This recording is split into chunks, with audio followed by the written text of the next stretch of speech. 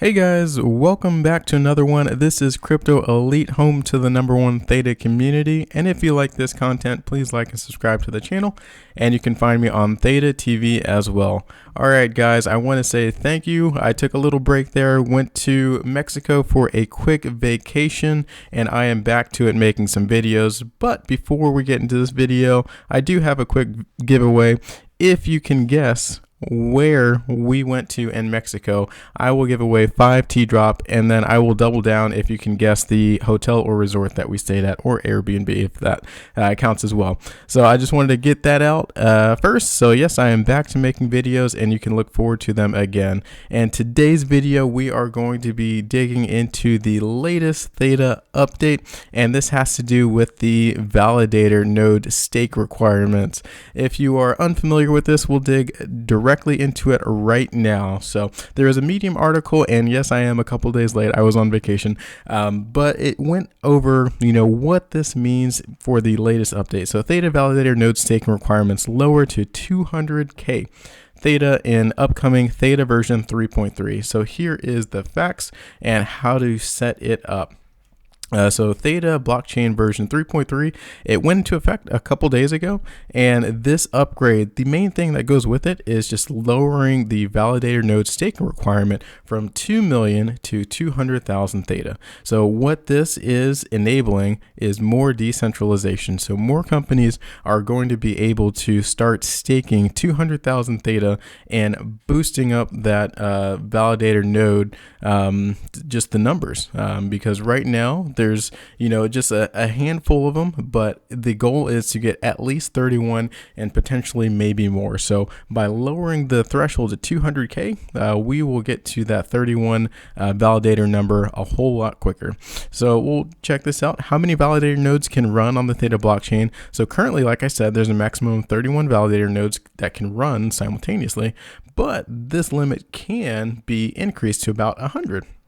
And the main thing why people like, or Theta likes 31, is because of the communications latency, like they said over here. As soon as you start getting more and more validators, the slower it is. And this is good and bad. The number 31, as I've mentioned in a couple other videos previously, this is very similar to XRP or Ripple. And as we know, there's going through the XRP Ripple SEC case right now, and that's just because of the lack of decentralization. So Ripple kind of has, even though there's more than 35, but they have a default of 35 trusted nodes, or 35 validators. So Theta's blockchain is slightly different with Guardian nodes as well, but there are a lot of similarities.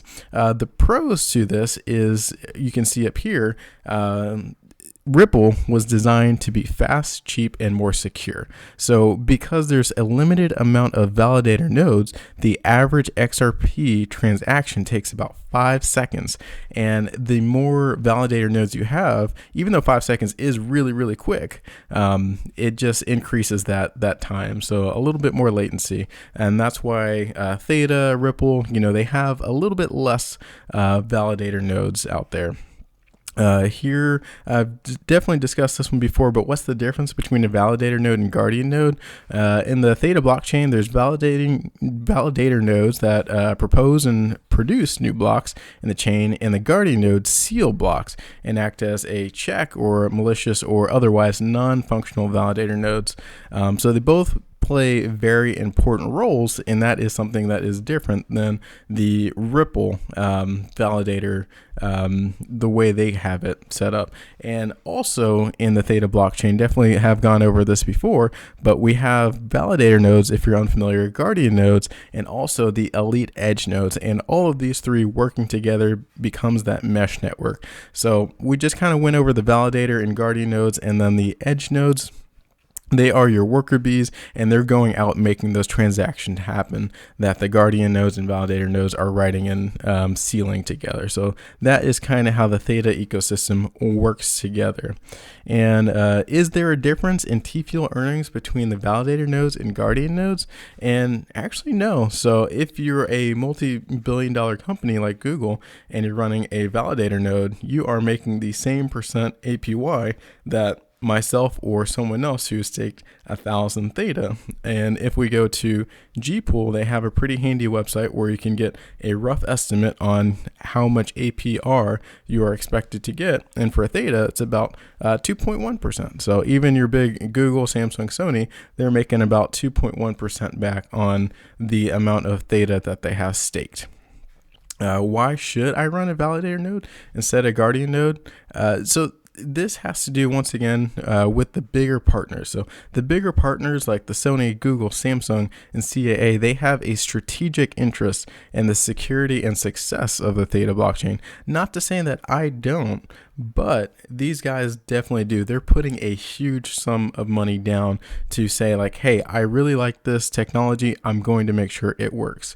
So similarly, we see many in the Theta community that have the same interest and have expressed interest in participating as a validator, but there's no direct extra incentive to run a validator node or Guardian node, especially for us. So as much as we would like to, as of right now, there's no direct extra incentive other than to say it would be pretty sweet that we have a community-run validator node out there.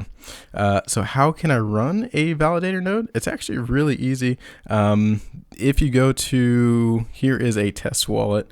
Actually, here is a list of the very big validator nodes. If you're unfamiliar, the Google, Sony, Samsung, CAA, Binance, and so on and so forth. There's a bunch of them out there. But if you go to the Theta wallet, it's actually really easy. Here's a test wallet that I made, but all you have to do is select stakes. And of course, you have to have 200,000 Theta, that is first and foremost, or 1,000 Theta if you just want to be a normal Guardian node.